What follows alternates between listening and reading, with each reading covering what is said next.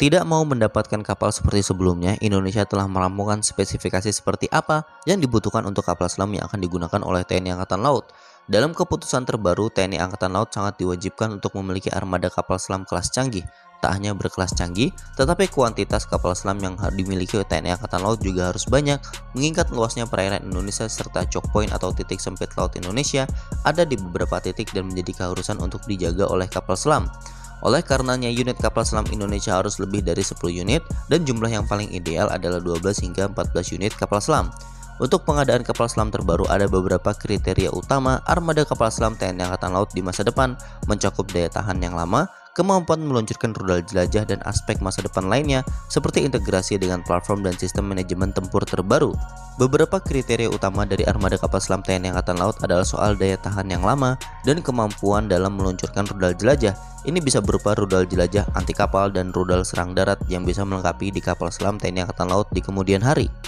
Dengan kriteria terbaru ini, maka jelas bahwa pengadaan kapal selam terdekat haruslah kemampuannya melebihi kapal selam Nagapasa kelas. Untuk itu, dalam hal ini calon kandidat terkuat dari kapal selam TNI Angkatan Laut adalah Scorpène Evolve buatan Naval Group Prancis.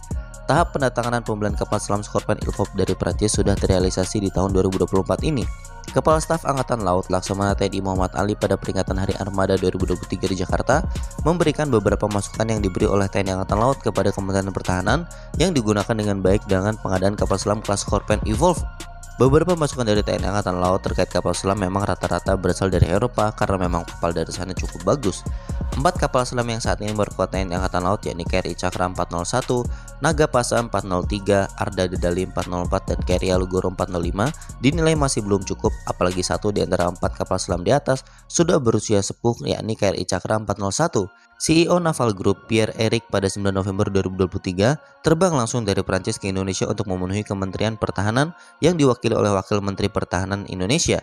Keduanya membahas kerjasama pembelian kapal selam yang mana Indonesia mengajukan perlunya adanya alih teknologi untuk industri pertahanan RI, yakni PT PAL jika nantinya Kemenhan RI memilih Naval Group sebagai mitra kerjasama pembelian kapal selam baru untuk TNI Angkatan Laut.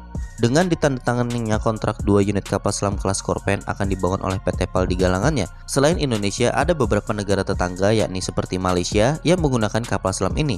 Namun dari banyak user kapal selam Scorpène milik Indonesia lah yang paling advance dengan dilengkapi dengan teknologi terbaru.